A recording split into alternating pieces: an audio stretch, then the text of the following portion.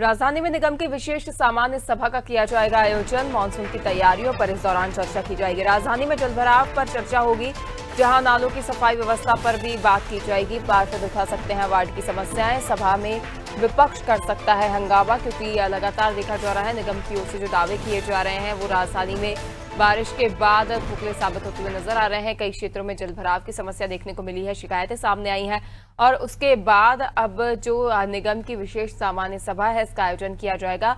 संभवतः मानसून की तैयारियों पर इसमें चर्चा होगी कि किस प्रकार से जो ड्रेनेज सिस्टम है उसको बेहतर बनाया जाए।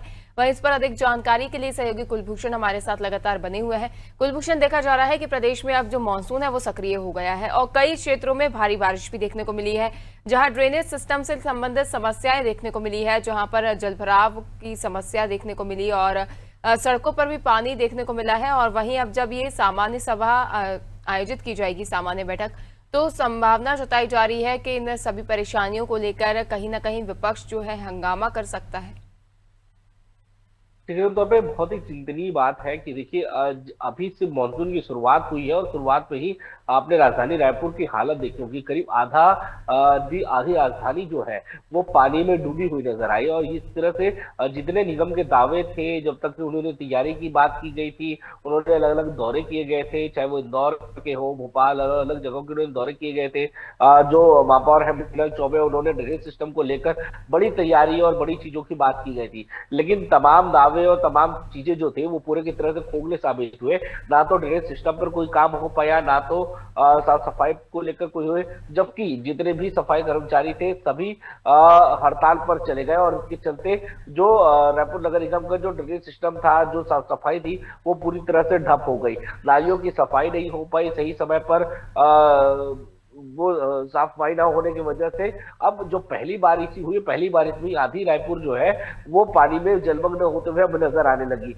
क्योंकि जिस तरह से अभी हालात हुए उसको लेकर यकीनन तौर पर विपक्ष जो है वो बड़ा सवाल यहाँ पर होगा। जो बड़ी हंगामे हमें इस बार के सामान्य सभा में देखने को मिल सकते हैं। पिछली सामान्य सभा जो है उसमें नारी सशक्तिकरण को लेकर सामान्य सभा वहां पर रखी गई थी और उसके बाद से कई हंगामे उस वक्त भी हमें देखने को मिले थे।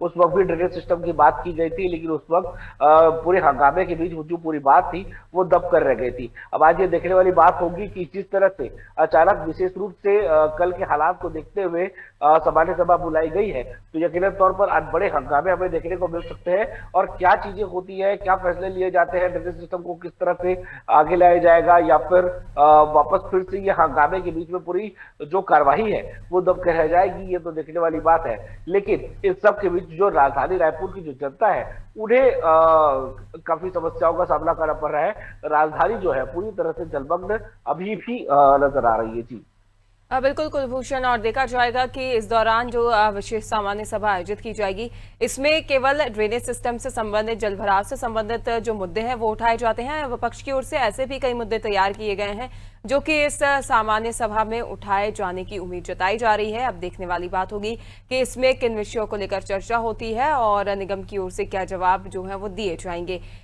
तमाम जानकारी साझा करने के लिए और जुड़ने के लिए धन्यवाद कुलभूषण। तो देखिए, मानसून की तैयारियों पर चर्चा संभव बताई जा रही है, जहां पर निगम की ओर से जलभराव की समस्याओं को लेकर विचार विमर्श किया जाएगा। तो वहीं उम्मीद जताई जा रही है कि इस दौरान विपक्ष जो है वो हंगामा कर सकता है, क्योंकि राजधानी रायपुर में जलभराव की समस्याएं देखने को मिल रही है, जहां पहली ही बारिश में नगर निगम की पोल खुल गई है और सभी जगहों पर जो जलभराव की समस्याएं हैं वो देखने को मिली है, जहां सड़कें पूरी तरह जलमग्न हो गई हैं, दुकानों में पानी घुसता हुआ नजर आ रहा है, लोगों को आवागमन में परेशानियों का सामना करना पड़ रहा है।